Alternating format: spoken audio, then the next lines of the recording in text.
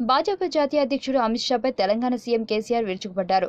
లైఫ్లో కమలం చీప్ను దుమ్ము దులిపారు.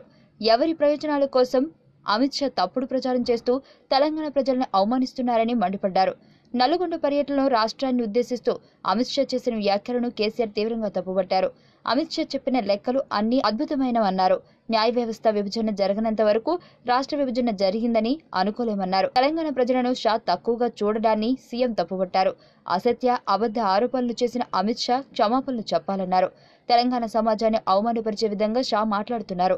3 రోజుల పాటు నల్గొండ జిల్లా పర్యటనలో బీజేపీ జాతీయ అధ్యక్షుడు అమిత్ షా అనేక అవాస్తవాలను ప్రచారం చేశాడని ఆయన దుయ్యబట్టారు.